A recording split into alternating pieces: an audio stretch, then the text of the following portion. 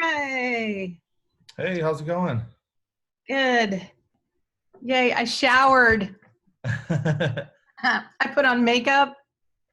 Look at you. It's a rare thing these days, probably, right? I'm like, I think I can count on one hand how many times I've done my hair and so I've been like scrub.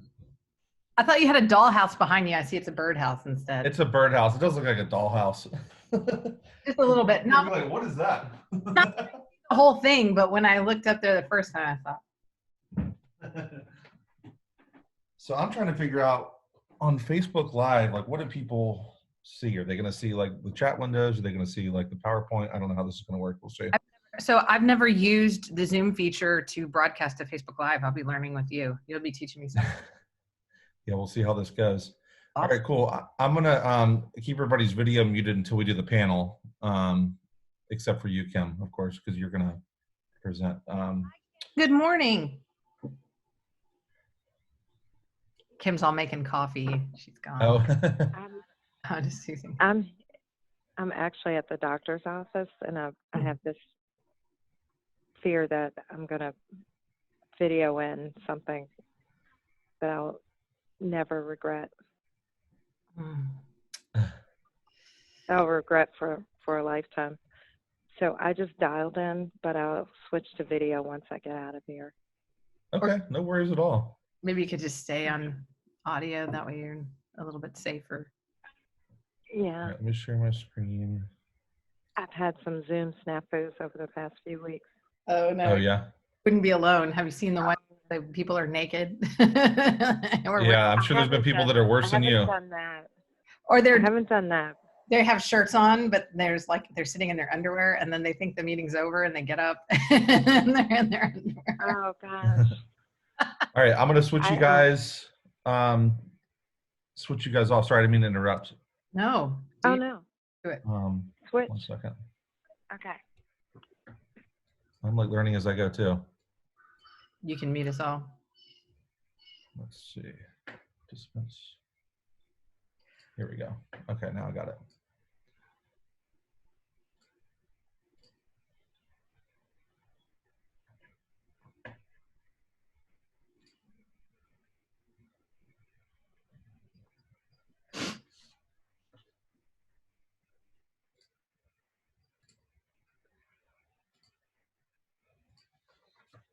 Make sure you mute everyone too, Trevor. Yeah, let me do that right now.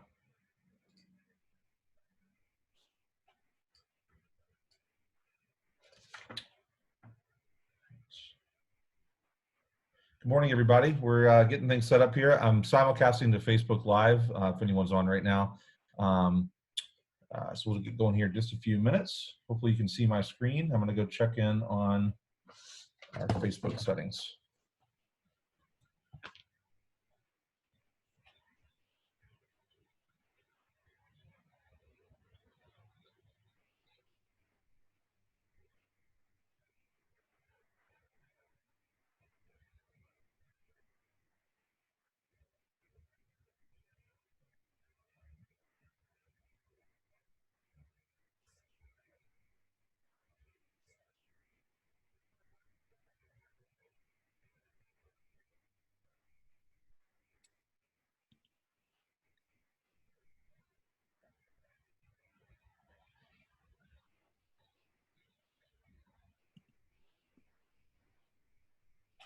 All right, let's see. Looks like it's not streaming, so let me do that real quick. Good morning, guys. Morning. How's it going? Pretty good. How are you? Good, good. Getting us all set up here. I'm going to put all the panelists on mute and turn your video off until we get to the panel while we get to the business meeting, and then I'll switch back over to you so that we can maximize our screen. Awesome. So 1 second, I'll get us set up.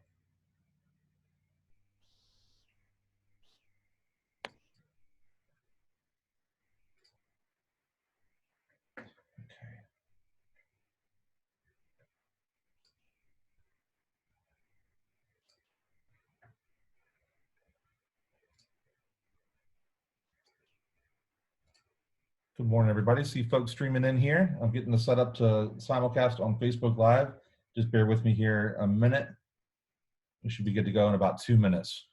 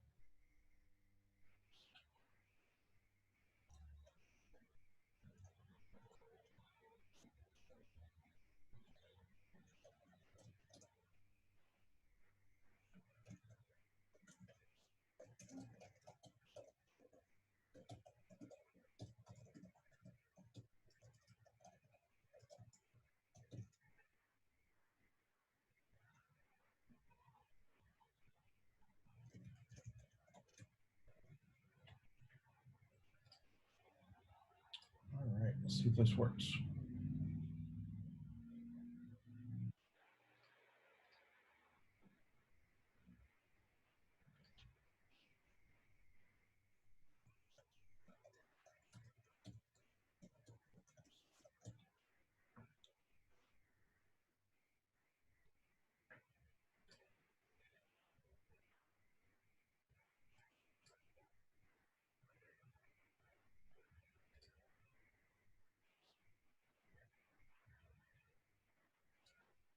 All right, let me know in the chat, folks, if you can't, if you're not being allowed in. It should let you in automatically.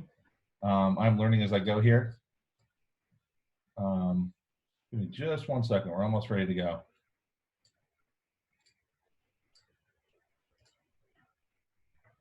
Nadia, I think we are good to answer your question.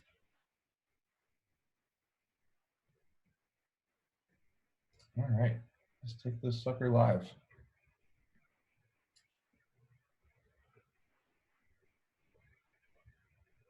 All right, there we go. Let's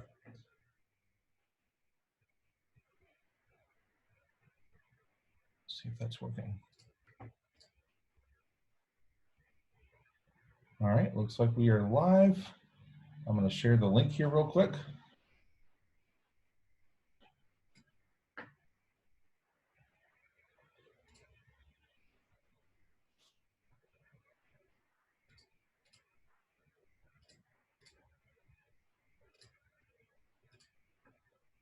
All right.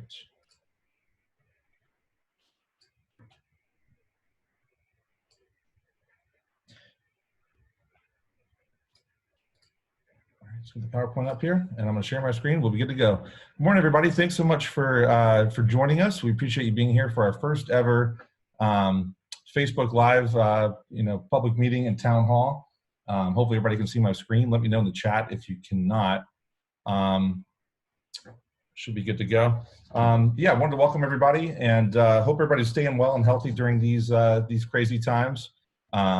Our thoughts are with not only the people, that are dealing with this pandemic, but also the businesses that have been affected. There's been so many of them. And, we know this is a tough time for everyone in our community, and our hearts really go out to everyone. So we wanted to, we're going to go through a few things about how we're going to, plan to support and help those people in their time of need. So just want to welcome everybody, and if you're a first-time guest or new member, feel free to shout out in the chat. We'd love to hear from you and hear how you're doing, and love to recognize you as well.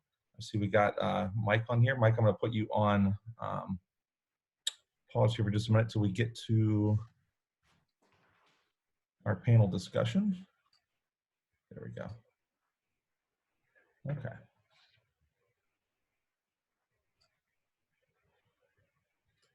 All right, so a few updates before we get to our panel. How are we helping folks during this difficult time? So first of all, we're trying to do we're trying to make an effort to feature businesses that are pivoting and offering their goods and services online. We're doing that through our Facebook, our Twitter, our Instagram, and through our email list as well. So if you know folks who have who are pivoting online, they're doing restaurant takeout, delivery.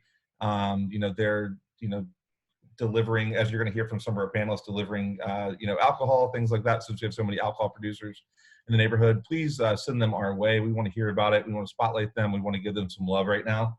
This is a tough time for everybody. Yeah, we want to find ways to keep residents and business owners informed. We want to connect folks to resources that the city, state, and federal government levels are offering right now. There's a lot of different funding resources coming online. Some of them may be easier to get than others. So we want to help remove the red tape and see if we can help make some connections where we can as well. And we want to connect you with city officials to everything starts at the local level. So we want to start there and see how folks can get connected with those resources. We're continuing to work on our subcommittees during this time, and of course, moving meetings online. We want to look at the opportunity of doing some other workshops or other online opportunities, to keep folks connected and get them, the resources they need. But we want to hear from you. We don't want to be prescriptive about this. We want to hear, what we can do right now to come to you and to be a resource and to, provide a hand up during these times. So email us, scottseditionnrva@gmail.com. We want to hear from you and hear, how we can help you out. A few neighborhood updates right now. Our latest tree installation is complete. This was a big project that we're happy to have done. We got over 130 trees in the ground from our 2019 Pulse Corridor funding, pot of money that we had. So we invested a total of $46,000, and we're protecting that investment with a $6,600 tree watering contract. So the folks at Groundwork RVA, which is a great local nonprofit, by the way, we're going to be working with them. They put RPS students to work. They provide a pathway from school to work for them. And they're just a great organization. So we're happy to work with them. They're going to install gator bags, which allow the trees to retain moisture. And, we're going to make sure those get through the hot and, sticky months here coming up. So we'll hopefully have a nice tree canopy here in the coming years. Speaking of green space, we're also working on a parklet at the corner of Moore and Roseneath. This is right next to the Community Foundation. Big thanks to Aaron Wisher, who's with the Community Foundation, along with Matt Raggi, who is the landlord. So this is a before picture of this, seemingly small, looking little patch of green space, but it's actually larger than it looks. So when we came in here and got some of these trees trimmed up, removed a crepe myrtle, we cut, the holly tree here a little bit. This is a bigger space than it looks. So this is going to be the neighborhood's first parklet, if you will. And sorry, if you see me looking away, I'm looking at my second monitor over here to kind of guide through the conversation. So this will be our first parklet. We want to get some benches, maybe put some gravel down, then find some other ways to make this a do some placemaking, if you will. We want to put a sign up so that folks know that this is a public space that all can use. So like I said, bigger than it looks. Go by and check it out during this time of social distancing. If you're out and about, hopefully we'll have some more Park Lake features in that area soon. But that is our first parklet, so we're excited about getting that going. A few other updates since we last met. This was a while ago, but it was after our last public meeting. We had the Richmond 300 continuation of the Scotts Edition master plan, if you will. So Mayor Stoney was on hand, and the planning officials was over here at Diversity Richmond. So they presented a couple different kind of pie in the sky ideas about what Scotts Edition could be. They envisioned, what things currently look like and what they could in the future. So this is a look, for example, of the current lot where a lot of the Richmond maintenance facilities were next to the Diamond. What it looks like now, what it could maybe look like in the future. So, lots of open space. They actually divided our neighborhood up into, I think, 5 or 6 different segments that have different characteristics, different building heights. There's the Gateway District, which is closer to I-95, which is what you see right here. So this is the current view of the Diamond. This is what it could look like along Arthur Ashe Boulevard one day. Who knows? Kind of strikes me as what you might see in DC, for example. So a lot of density could be coming to the neighborhood. This could be 20, 30 years down the road, but hopefully we'll see some increased density in the neighborhood. We'll just see how we get there. All conceptual, of course, but these are the different conceptual framework districts. And I posted this on our website as well. You can take a look and see what these all entail. But public commenting, I think, is going to be extended. Right now, it's through May 10th, I believe, and Kim might be able to correct me on that. But folks do want to hear your comments and see how we can kind of envision Scotts Edition to be its highest and best use in the coming decades. So this has been a really cool process to be a part of. And with that, if Councilwoman Kim Gray, if you're on the phone, I wanted to pass things over to you. Kim gave a great update via her own Facebook Live channel a couple weeks ago about what's going on in the second district, how folks can connect to resources, things like that. So Kim, I wanted to give you a couple minutes to maybe recap some of that and see how folks could get connected with resources they need during this time of need. Sure. Oh, you just unmuted me. Thank you. I am available. Craig and I are working from home, obviously, not City Hall, but you can reach me by cell, 804-852-4427 if you have any questions or concerns. You can shoot me a text. You can also email us at the office. I just want to stress that we are not shut down. We are still working. There is a meeting scheduled for tomorrow just for council to adopt new guidelines for electronic meetings. And that meeting will be very brief, and we're testing Microsoft Teams, which didn't go over very well at our first meeting. There were some connectivity issues. So we'll see how tomorrow goes, because we want to engage the public as much as possible in the upcoming weeks, because we've got a budget to vote on. And I've made a request that the mayor update our current budget. We know that our revenues are going to be significantly less than what was estimated in the budget. There's a requirement in the charter that he immediately bring forward amendments to stop the bleed, for lack of a better term. We have yet to receive an updated budget, so I continue to ask for the current year, but also we need an updated budget for what's being projected for the upcoming budget year, fiscal year in July. So there are lots of concerns. I don't exactly have a lot of the answers. There was a call with McKeechan's office and the SBA, and they are available to give guidelines on the Payroll Protection Act loans. A lot of the local banks are offering those. McKeechan's office is available to give guidance and answer any questions you have on the Payroll Protection Act loans. And also the local EDA is offering loans up to $20,000 for businesses who've been in operation for 2 years and have maintained their payroll. So I can send Trevor the information and links for businesses who are interested in obtaining one of those EDA loans. I have that, and I also have the information and link to the SBA, but that's being done through local branches. So those are 2 programs available for businesses who are feeling the pain of the corona crisis. And with that, I guess I feel like I'm talking a whole lot, so I'll stop for a moment and see if there were any questions. Yeah, anyone on either Zoom or Facebook Live, I'm monitoring both. If you have any questions for Councilwoman Gray, feel free to send those in. I'm looking through right now, seeing if we have any questions or comments. I do see a new first-time visitor, Tara Hextall with Virginia Credit Union. Hello to you. Thanks for joining us. Anybody any questions for Councilwoman Gray?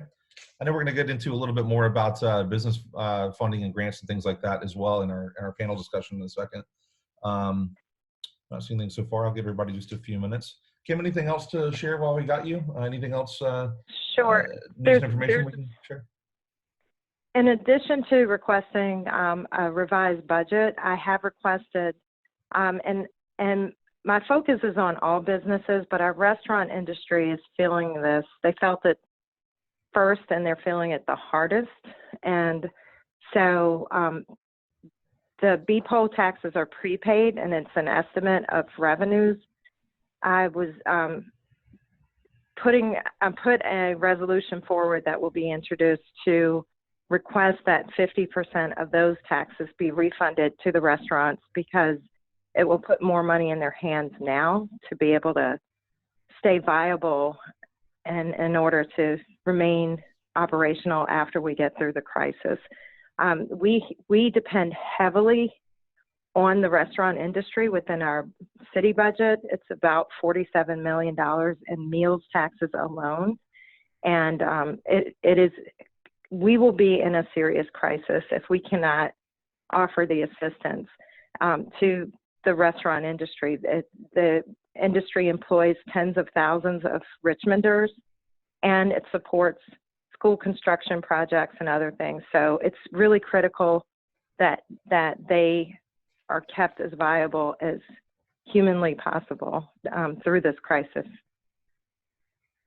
Absolutely. Such a big part of our city and especially our neighborhood. I mean, we're so food and beverage focused. It's probably more so than most neighborhoods in Richmond. Well, thank you for all you're doing, Kim. Absolutely. Really appreciate it. I'm not seeing any other questions right now besides folks telling you what a great job you're doing and how nice it is to see Richmond's future mayor is what I'm reading right now. Oh, thank you. Well, I'm going to awesome. stay on the line and I'll be around for questions afterwards. That sounds great. Thanks so much, Kim. We'll keep you on here as we pivot to our panel discussion. I'm going to go ahead and Thank unmute you. everyone here who's a panelist.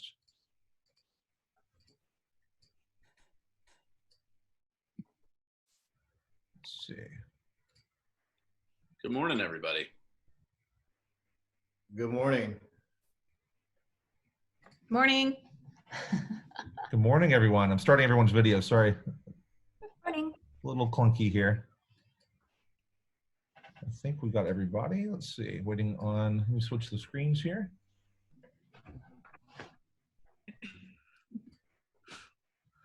Good. All right. I think we got everybody. Let's see if make sure. Can everyone see the panelists? Let me know in the chat if you can't. I think I switched over my screen correctly here. Look here. I'm watching Did on the Facebook Brady Live Bunch. to see. Yeah, I know. There we go. All right, I'm seeing everybody. All right, perfect. Well, good morning. Thank you guys so much for joining us. We have on the line here, I'm just going to go in the order I see everyone in the Brady Bunch mode here. We have Mike Ledesma, who's the chef and owner of Perch in Scott's Addition. We have Kevin Wilson with Dominion Payroll, who's going to help with some resources and getting folks connected to getting those funds and help in this time of need. And then we have Elle and Will Carell with Busky Cider joining us this morning. I like And- the socially distanced. That's good.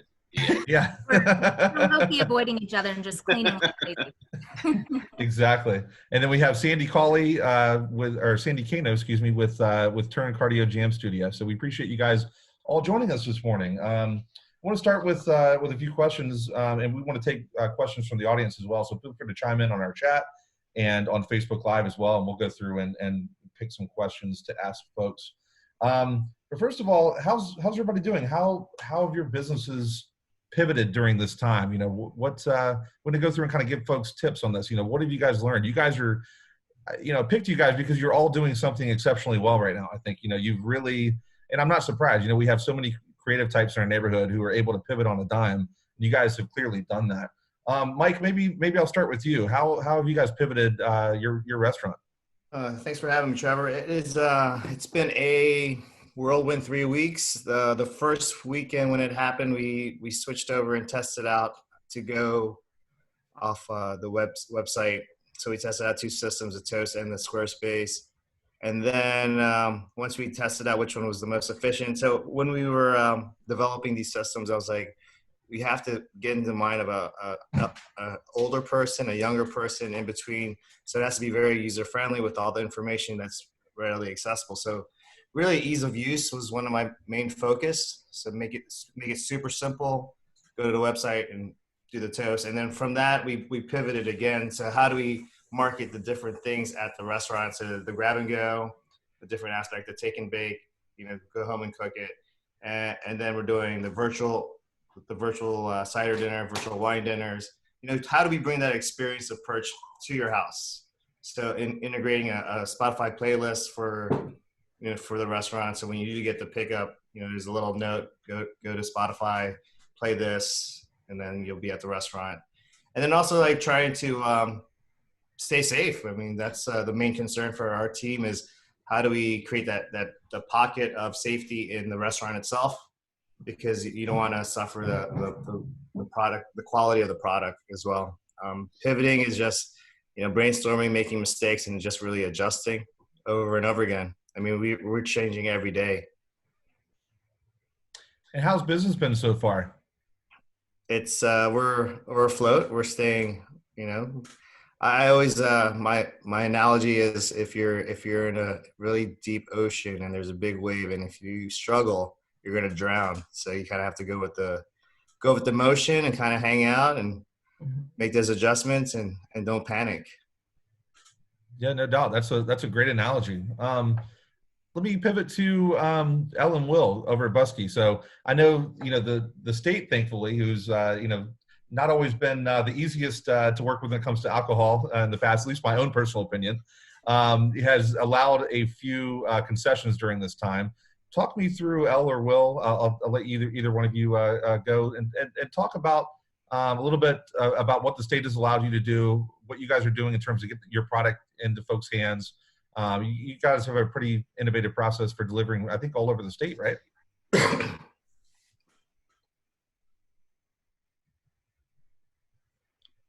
Well, you're muted. we can't hear you.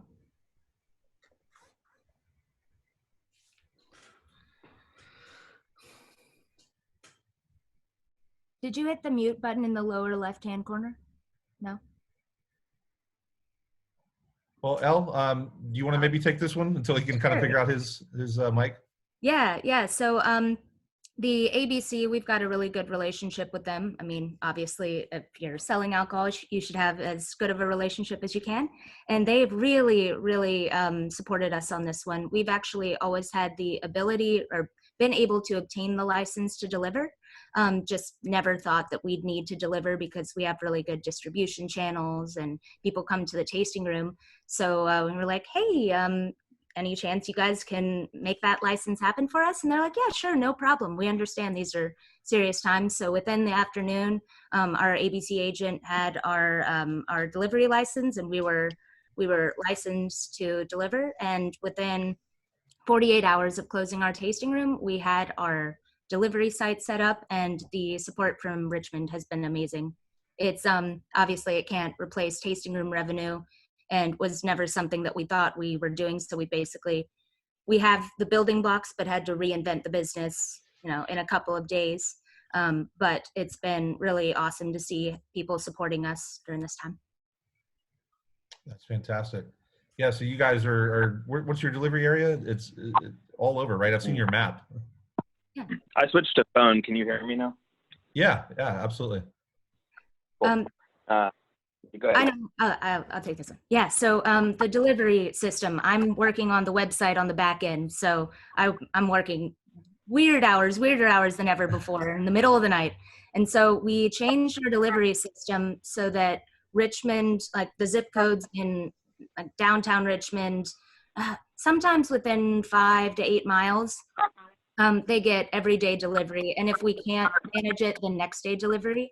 And then we've batched the zones around Richmond so that we can give people an affordable delivery on their certain day. So Mondays we try to take off if we can. It hasn't happened yet. Tuesdays, Mechanicsville, that area. Wednesdays are Chesterfield, and then Thursdays are both Short Pump and then down to Hampton Roads. And then Friday we're taking on Nova, which I used to live in Arlington, so I've got some friends up there. And so we'll head through Ashland and hit Fredericksburg and go through Nova until we're done. So we're headed towards hitting as many Busky fans as we can. But obviously the geographic area and not anticipating doing deliveries as 100% of our business, besides being able to pick up in the tasting room is a little bit of a shock to the system. Sure, absolutely. Sandy, I want to pivot to you. So you have a business that thrives on folks being, in your location as well, of course. I mean, how are you guys pivoting? What are you guys doing? I know you've been talking to a few folks about the lessons you've learned and what you guys are doing. Talk me through a little bit about what your experience has been like. Yeah, I mean, when you create a whole business, it's about group and togetherness and community. And it was kind of it's a stunner. Like we were stunned for a second. And I think most of my staff, this is a secondary job, a side gig. They have a full-time job, and then they come and they teach 1 or 2 classes a week. And so a lot of them were just like, okay, we'll just stop. But then realizing that, like, for most of us who are in fitness or who love, it's really hard to just stop. And so immediately had to regroup. We kind of looked quickly to see, the idea of virtual fitness and going online wasn't new. I mean, a lot of people been doing it, you started to see people like obviously buying bicycles for like Peloton and things like that. But I think where it's different is that a lot of people are engaged in their fitness community. And so that's like a secondary home. And so, yeah, you can go out and you can go subscribe to the Beachbody and the Peloton, and that's wonderful. But the people don't know you and you don't interface with them. And so you still needed that community, and that's reaching back to us. So within about, I want to say 2 days, we started doing online and doing just full Facebook lives, Instagram lives, YouTube lives, and seeing if there was, and there was immediately. Our community really wanted to hear from us, and they wanted to engage, and they were willing to support. I think like anything, at first people really want, will stand by you no matter what you're doing. But I think at the end of the day, they want like great user interface, and they want the quality to still be there if you expect them to still be around. So we've been literally every day, I was adapting and researching and going online and finding, better streams, better audio quality. What can I do to troubleshoot the experience? If I'm offering these strength classes, can I get equipment to these people? I started links to them and created a private group where I could give them information, like you can buy stuff that you can have sent to yourself at home and replicate the workout. Here's what a workout looks like written out. Here's some recipes for food that you can, here's our Spotify playlist, like Mike said. And then we've even gone one further where we rented out our equipment, all dumbbells and bands, jump ropes, and whatever we had that would sit in this. We went ahead and we created a product. Members could get something. They could get the rental for free, because that was another thing. We have revenue stream from people that just kind of walk in off the street and take one at a time, or maybe even rent our studio for rehearsal or an event. That's gone. So now it's like, how do you hang on to the members that you had that pay monthly and expect a quality service? What differentiates them now from someone who just joins the live stream? So we had to quickly adapt. And like Elle said, it wasn't getting into the stream and just giving a product out. It was now going in on the back end and quickly modifying everything that we had as our communications, going and updating the website, going and updating all our social, getting all the email lists. Going back, contacting people. For us, the best part of it has been, because now we're virtual, people who had and moved away.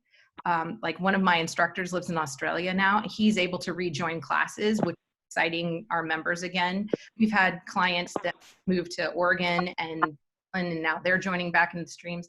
I have friends from college in Texas who have always wanted to come to my stream and always wanted to dance with me, and now they're buying live stream accounts and coming in and taking classes with them. So if that was a silver lining in the whole thing, it's kind of been the best part, is seeing new people and seeing old people, because they now have access. Gotcha. So what I'm hearing is, it sounds like you really got to replicate your experience, for these times, for folks to enjoy it at home. It's really about creating that same experience, kind of replicating that for digitally, I guess. Is that a good way to summarize everything? Yeah, I think that, again, I'm trying to troubleshoot. Now we're obviously in a different platform. People want the interface. So we're looking at third-party applications. We're trying to make sure if we're teaching a dance class that the audio is awesome. We don't want music dropping. That can kind of happen like in a Facebook Live where, they'll mute us because of copyright issues, or they'll just drop a song or they'll just drop feed because of people on a bandwidth. So looking at, troubleshooting constantly. What does the internet speed look like? What does the sound look like? What does the video look like? So that, again, the quality is still there as best as it can be. And doing little things now. I think I said to you earlier, as a small business owner, you often develop a product and you put it out there and you go, well, I love this, so maybe people will love this. And then people buy it and you develop an audience. It's like the cider. You're like, we love the cider. We'll put it out there and people will buy it. And now what has happened is we're like, okay, what are the needs now? And how can I take my product and create and shift into this new need, which is different for small business. I think we see that with big companies like Pepsi and Coke and Johnson & Johnson. They shift to the need. But as a small business, that's kind of new for us to say, now can I develop a product quickly that helps in this current situation? Yeah, no, I think that's the big lesson in all of this. Kevin, let me hand it over to you. So Kevin's with Dominion Payroll. you guys work with I guess businesses large and small. You guys are actually the payroll provider for my day job. So I know you guys work with folks all over Richmond and beyond. Talk me through, what you guys are hearing. First of all, how you guys are pivoting as a business yourself, and then what you're seeing from your clients, what their needs are, and just kind of what your landscape looks like right now. Sure. First off, just thanks so much for having me. And it really is inspiring to hear what the other panelists are doing. It's great to see y'all's faces. And really it's cool to see how you guys are sort of distilling that essence of what you do and figuring out how to, provide it in a way that is true to your brand, but, unique to the situation. So really, I applaud you guys for your innovation on that. At Dominion Payroll, man, we went from having about 100 people in our Scotts Addition headquarters to being almost 99% remote overnight. And we recognize that that's certainly, a privilege, and we're glad that we had the technology in place and the policies in place to make that happen. One unique story, our Dallas office, one of the women that works down there was visiting her boyfriend's family in Venezuela when the president closed the border. And she has been working remotely from Venezuela, taking customer calls, implementing accounts. And honestly, it was a couple days before we even knew about it because it was so seamless. We were sort of like, oh yeah, of course she's doing a great job like she always does. It was like, holy heck, she's on a different continent doing this. So we're really fortunate to have that infrastructure in place to be able to service our clients. The big thing where we've had to pivot, like you mentioned, we've got clients in all 50 states, everything from a one-person law firm up to, a 1,000-person manufacturing business. I mean, large, small, everything in between. And everybody's being impacted by this. And, we've always prided ourselves on being a partner with our clients. It's not a sort of one-off relationship where it's just sort of, let's get the payroll and then we disappear. And we provide more than that. We're there for HR support, all the different elements of running a business. We try to support that so that people, like Mike, are able to go out there and make the amazing food that they do. Mike certainly didn't start Perch so that he could deal with Box 14 adjustments on W-2s. So we realized that we were in a unique position because a lot of the legislation coming out was, aimed at helping people, helping small businesses, was going to run through payroll processes. They were going to need to, funnel money in that direction. So we were in a position where we could look at this law, look at the variety of laws that have come out, become experts overnight. We sort of turned on a dime and created what we're calling the COVID-19 triage team. There's 5 of us that have been manning webinars, but there's a team of about 35 of us that have just been diving into Department of Labor, reading, 880-page pieces of legislation, so that we can understand it best and explain it to our clients and non-clients alike. I think that's been the thing that has really been awesome, is that since March 13th, we've done roughly 20 webinars they're open to the public. And it's just one of those things where it's like, we know that our business will thrive when our community thrives. And so we want to make sure that there are businesses and there are people to be employed on the other side of this. And so, we've done a lot of work around the CARES Act and FFCRA so that people understand how to give their employees emergency paid sick leave. And then, lately, everybody's been talking about these PPP loans. And so, I officially serve as the director of community engagement, but I've spent a lot of time as a legislative researcher now. And I've just sort of become a de facto expert on that. And, it's been interesting. It's been wild. It's been long days, but it's all been worth it to try and help our community. Yeah, no doubt. Everybody's pivoting on a dime right now. I want to ask you other questions, open this up to everybody now that we've gone around the room, so to speak, gone around the Brady Bunch cube, if you will. What's the biggest lesson everybody, what have you guys learned through this? What would you, if this happened again, what would you do differently? We want to be able to provide tips to folks who are watching this right now. What would you suggest if they haven't pivoted their business yet? What's your biggest lesson in all of this?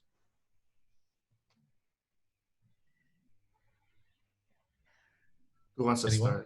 start? Mike, you got anything? I'll start. What I've learned from this experience is that the model has to change, or you have to have a future kind of worst case scenario plan in place. I think also having the right team.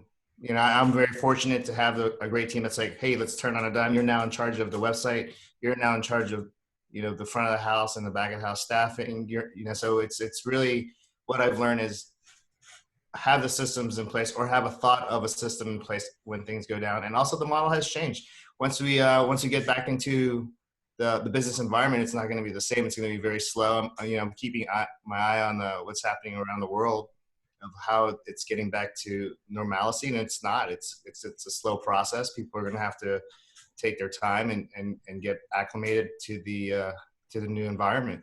So now the model that we're applying is not just the model that we're applying now. It's going to be used for the future. So really, now we're planning 30 days out from the open. What does that look like? You can never over plan, because something always happens. There's always something breaks. Yeah, the climate exactly. will change. A lot of businesses will be out of business. Yeah, that's one thing I wanted to ask you. I mean, Richmond's restaurant scene, I mean, they've literally put us on the map over the past decade. Do you see this as, I don't know how else to sugarcoat this, wiping out a lot of what we've built? Do you see a lot of folks, not coming back from this, or do you think folks are going to slowly kind of limp out of this as best they can, and we're going to have our thriving scene again? What do you see the full picture of Richmond being? I see there's an opportunity for the state government to step in and really, take a look at that meals tax and put that money back into the restaurants, because we are driving, economies. And if you take that away, you take away that portion of business. A lot of the smaller businesses that aren't, capitalized or have great investments or have a financial background, they need that. They need that infusion. It needs like a shot straight to the heart. Yeah, no doubt. And that brings me to another point. Ellen, Will, do you guys think that a lot of these changes that the ABC has made, for example, like allowing delivery, is it hard to put that genie back in the bottle? Do you think that they'll take that back, or do you think that this will be something that'll be allowed to continue? What's your view on that? Well, you're muted. There we go. I think you're unmuted now. Can you hear me? Yeah. Okay. Yes. I mean, the industry is not going to be the same after this, and this is a hard thing, but it's not necessarily a bad thing that it won't be the same. Customers are enjoying being engaged in a different way, and I think that even when they come back to tasting rooms, it'll be in a different way, and our websites are going to be important. I mean, our website's always just been laughable. Not that we don't try, but it's just never mattered, never been important. It's just a simple little place. We put some pictures. All of a sudden, we're running our entire business through it. And I think, and everyone has upgraded their website during this. As far as whether the ABC will say we can't deliver, we've actually had the ability to deliver. And like Elle said, it never really occurred to us that would be something that would be of value. Certainly it's easier to deliver now because everyone is home and you need someone who's 21. So that's something to think that we could deliver this easily. I don't think we've had to cancel an order for someone we couldn't get yet, which is pretty remarkable after hundreds of deliveries. And that wouldn't be possible when people are out and about and at work and things like that. But yeah, consumer preferences are changing, and we're getting a lot more feedback than we're used to in a very different way.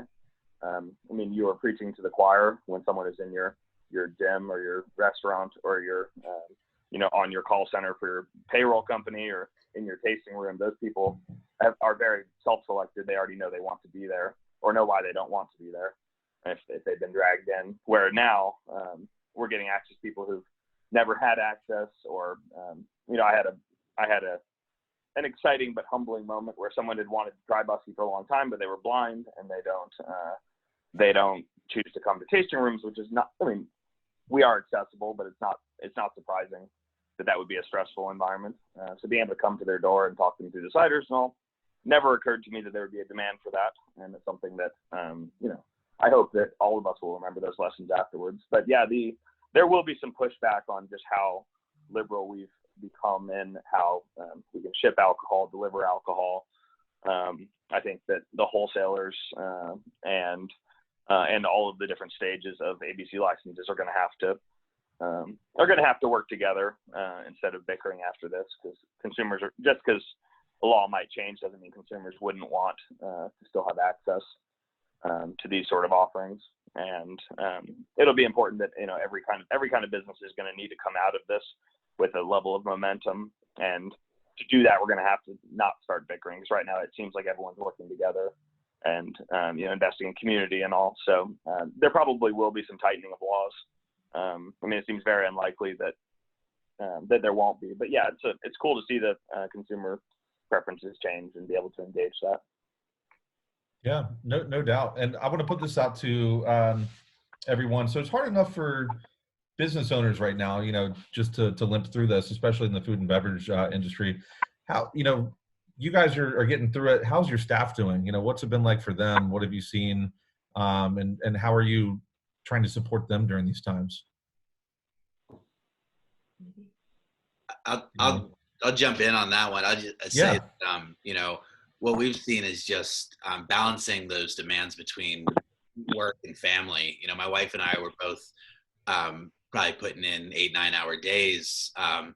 You know, in some ways it was like at the office, you could, you know, take a lunch break or whatever. And now I'm just woofing down whatever. And I'm just trying to stay on top of everything. But, you know, we've all adjusted to the fact that, you know, my 9-year-old may come bounce on the bed behind me any minute now, who knows? And, you know, we just try to, you know, roll with it and try and, you know, I think that the empathy has really been key with our workforce, is just understanding, you know, you got a lot of balls in the air, and just everybody's trying to do their best. And so patience and empathy has really been key in that for us. Yeah, no doubt. I said we have a lot of people that had primary jobs, and then this was like a side gig. But we do have a few of them that lost that primary job completely. And so we're trying to still create enough revenue to help keep a few afloat, like taking a poll and asking like who's in this situation where no money is coming in at all, and trying to push what little we have to them. I mean, you know, fitness is it's not a very big profitable situation unless you're in a big studio. And so when you're a small business, I mean, you do it because you love it. And so what little we have, we're just kind of trying to spread over there. We've had some really great members tell us that they're not going to quit their membership, even though they know they're not, you know, going into the studio anymore, that they're going to stay on with us and continue to help us financially. A couple of them have offered to like give their membership for the rest of the year, pay the membership for the rest of the year, so that we had income to send to the employees that are out of work. So that's been really helpful. I think that, and then there's employees that are with us that said, you know what, don't pay me. Just don't pay me, because I have an income that's coming in, money, and pay, you know, the rent that we're still paying on our building, or, you know, the staff that still needs it. So a lot of people are trying to help, and they're trying to give back in whatever way they can.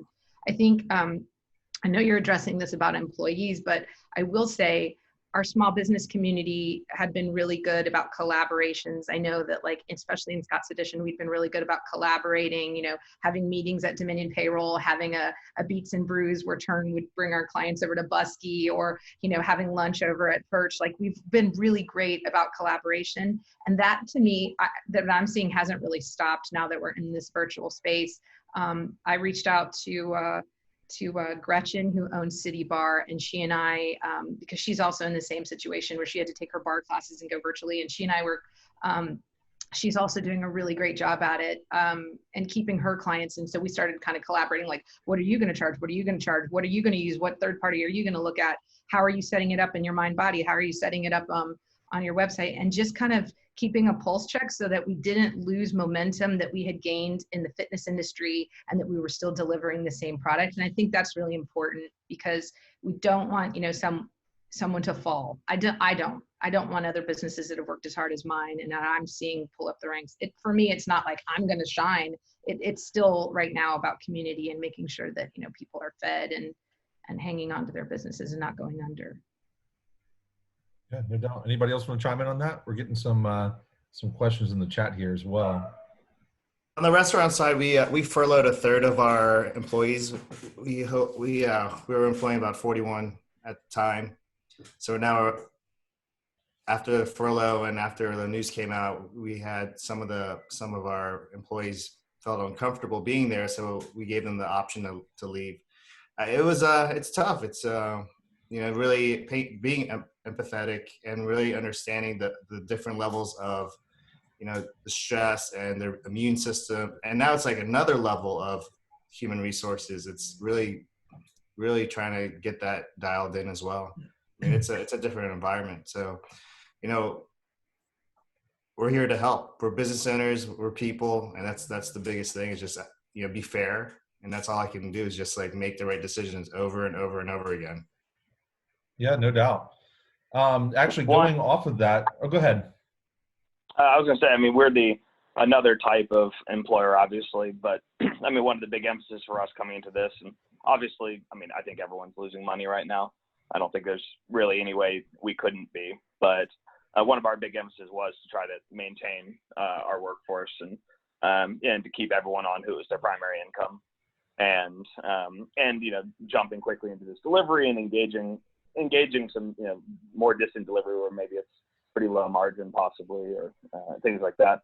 But it was cool because the amount of people who have been ordering, and they very specifically are like, yeah, I like your cider, but I really just ordered because you said you were going to keep people on, and like we still have a steady job from home, someone like from a Dominion payroll or something like that who's able to work from home and have a steady income. It's been really neat to hear people like very clearly articulate like, yes, I'm enjoying the cider, but I am also very specifically trying to invest in the jobs and the people who work in these industries. So that's been neat to see, and because that's created some momentum, we are actively making new ciders and new products, and being able to continue innovating instead of stagnating, which is exciting, and we wouldn't be able to do that obviously without our team, and shutting down production doesn't happen simply.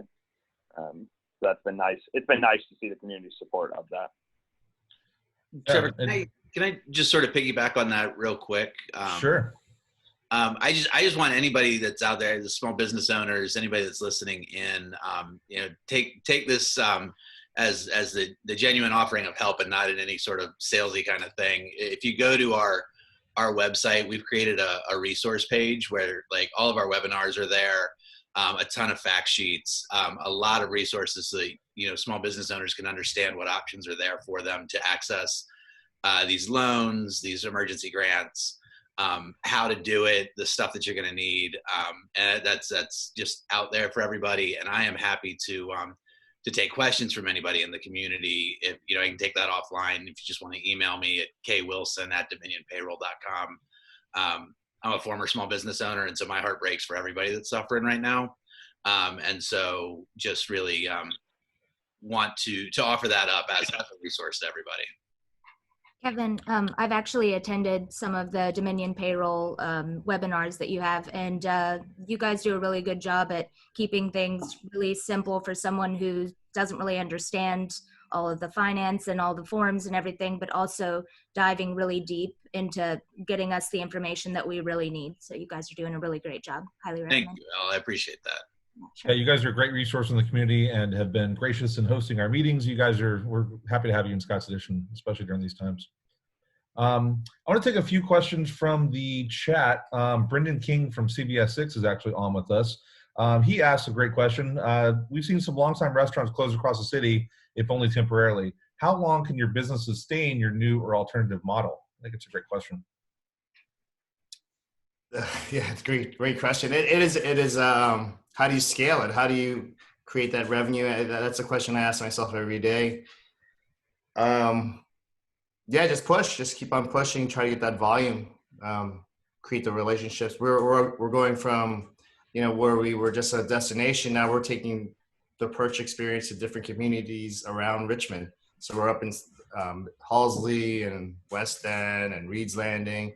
We're taking the whole concept and just plopping it down like a pop-up, delivering it to the communities, and then we'll serve 25 dinners in 15 minutes for 20 families, and you just become faster and more efficient.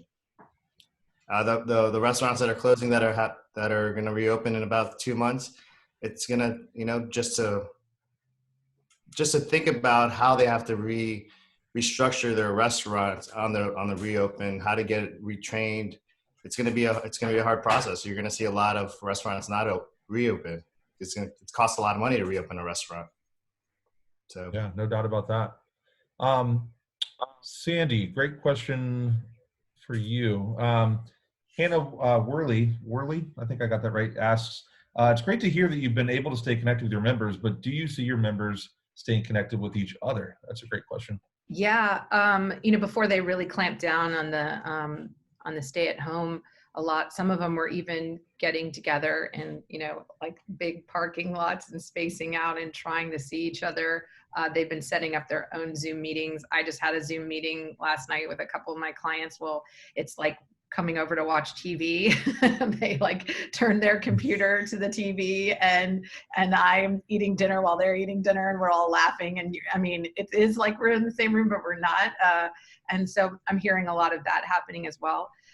In every class, usually before we start, we talk to everyone before we just, normally we'd be like, all right, put your stuff down, let's get going. And now it's like, how are you doing? How are you doing? What's hurting? What feels, because people are really slowing down a lot and sitting around a lot more. I was joking with my clients and saying, where we used to, I mean, you don't think about it, but like coming up and down the stairs and going into the coffee shop and going in the grocery store, all that is activity and all of that has been cut down dramatically. So some clients are taking more than one class a day. They're taking 2 or 3 online with us. So we see them in the chat a couple of times.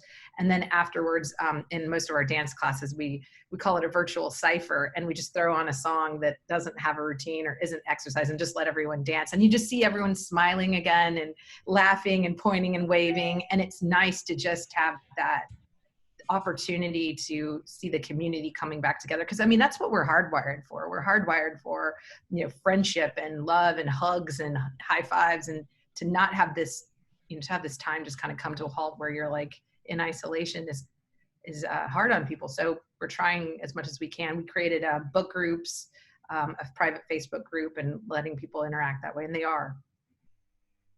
That's fantastic. Let's see. Nora Hazelgrove asks, what payment software has been most helpful to each of you? And I think, Elle, you mentioned, or no, I'm sorry, Mike, you mentioned Toast. Who else has a good provider? We transitioned from our physical point of sale in our tasting, which is Clover, to Shopify as the back end for us. And while I would say it's not quite designed for what we're doing, the open source applications, as we've gotten to know them, have allowed us to really build a custom package and do it quickly. So that has been fairly successful for us, and we're doing good volume there. Awesome. Anybody else? we've been using Squarespace as well, like integrating. So we use Toast for the a la carte, and then the Squarespace for the special community drops. So it takes you to both places. Squarespace is more manual, and Toast goes straight to the kitchen. So when the guests are putting in their orders, through the Toast system, I actually see it in the kitchen as real time. Very cool. Let's see. Anybody else? Finally, maybe let's end on a positive note here. Scott Beyer asks, "What are you most optimistic about? What do we see coming out of this? What's the silver lining on this big cloud over our nation or world right now?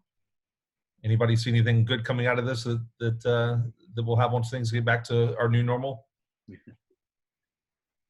I was actually video chatting with my nephews and my sister who are in Ireland.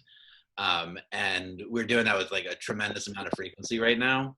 And, maybe we haven't been so good about that when it always felt easy and accessible, but, maybe the motivation wasn't there, the importance. And so we were actually talking about how we really hope on the other side of this, these human connections, that, how much we value those will stay fresh in our mind.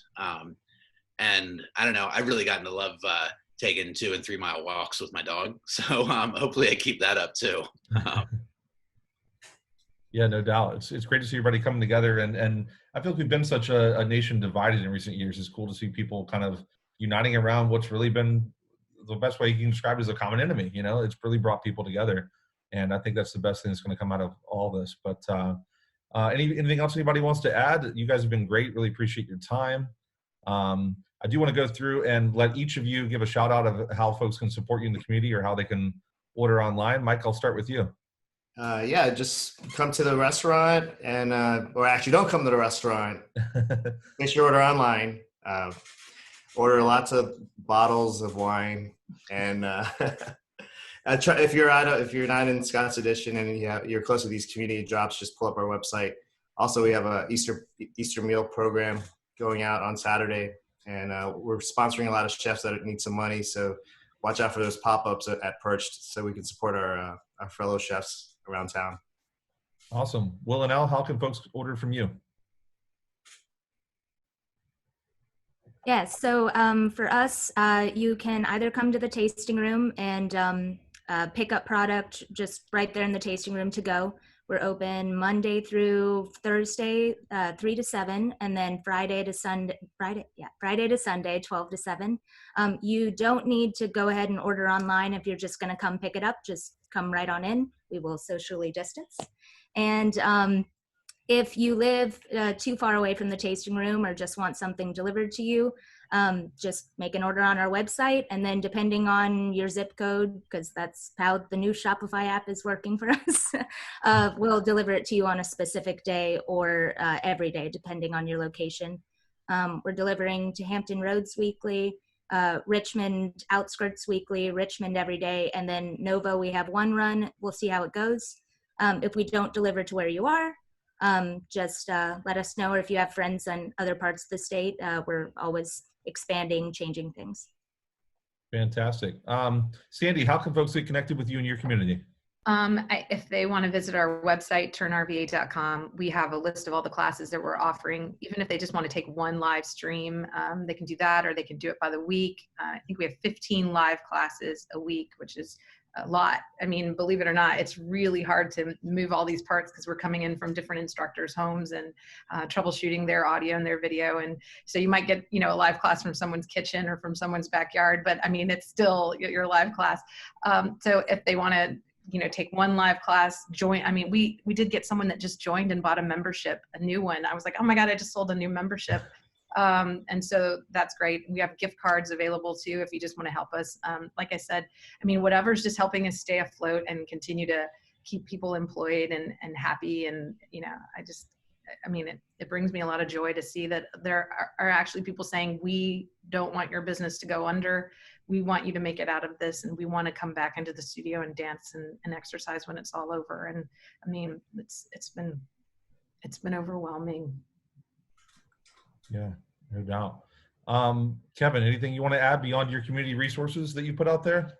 I mean, really, that's it. We're fortunate that people, the businesses that are operating still need payroll. We're in a good spot as a company, but we know that a lot of people are suffering, and it's not easy. We don't pretend that it is. So we hope that everybody out there can lean on us as a resource, and we really do sincerely hope that we can help see you to the other side of this, and we can all come back together. And I'm coming for food with Mike soon, and I'll be drinking cider soon. And Sandy, I'm not much for dancing, but I may have to give it a try here soon. Other classes, we have strength classes. And the dancing might be my speed. I'll be with you, Kevin. Yeah, I'll do the other two, but I'm not going to. I dance like a frog on a hot plate. It's not pretty. Judge. So, she's tried to get me to come before. I don't think anybody wants to see that though. Speaking of community resources, Nadia Anderson, who's our vice president, actually made a good point. She wanted to make mention of Studio 23. They're also sharing great information and resources for people whose finances are impacted. They've created a virtual gift shop with positive messages. So that's great. They're a great resource and nonprofit in the community as well. We want to make sure we support them. We get to the comments here. Melissa Burton on our board says, thanks to each of you for your tenacity and resiliency. Your innovations to keep businesses going and the community thriving during this difficult time is appreciated. Stay well. And Christina Gerlich says, I've been enjoying Chef Ledesma's virtual cooking classes on Instagram. It's great to see that content. I've seen those as well. That's really been fun. Yeah, that's a way to keep connected to the community. And we're taking that, I'm getting a lot of donations for healthcare. So that's also a big thing. So we're getting money so we can feed the nurses at VCU, the doctors at MCV. We're going to Chippenham Friday. We're going to Stony Point today. So it's nice. It's a great part of, a lot of people feel there's more impact with that. And that's how I feel as well. Just, let's feed the front line. They're walking into this every day, having that. They have a high probability of catching the virus. So at least give them something to eat. That's no doubt. Good job. I do want to offer this last bit of advice. I was talking to one of our board members who's really scared about not being able to pivot and not being able to open because their brick and mortar is a little bit different and doesn't necessarily lend itself to virtual. And I kind of had this advice. When this all started, the first thing I did was start Googling what businesses out west were doing, because they were like a couple of weeks ahead of us, and what fitness studios were doing, how they were handling it when clients were coming in, and how they had changed their protocols.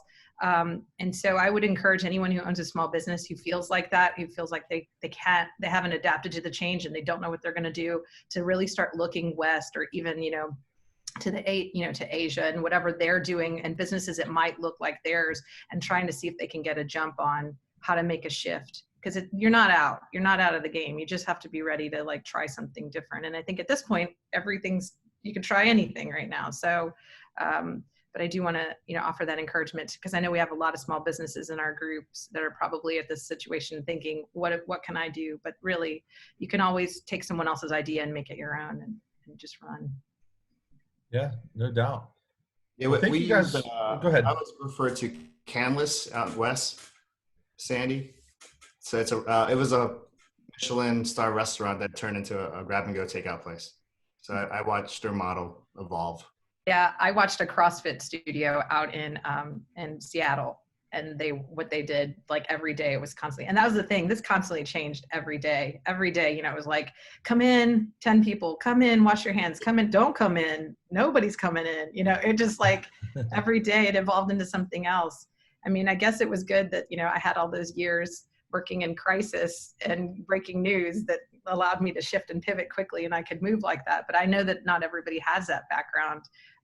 And so for a lot of people, change is scary, but it doesn't have to be. It can also be a really big opportunity to make a really big impact if you're willing to just try. And we can all just try now. No doubt. And I had no doubt that this community would pivot like it has so quickly. And it's been great to see the tenacity and the resiliency, as Melissa put it. Well, thank you guys so much for joining us. Mike, Elle, Will, Kevin, Sandy, really appreciate you guys. And Councilwoman Gray on the phone still as well. Appreciate you being here and giving updates to the community. Thank you so much. And if you have any other questions, feel free to throw them our way. scottseditionrva@gmail.com, or I'll be happy to answer them in the chat or on Facebook Live as well. So thank you guys so much. We appreciate everybody joining us. We got about 55 people on the call, so appreciate you guys being here. And have a great day. Stay well, and we'll talk soon. Thanks, everybody.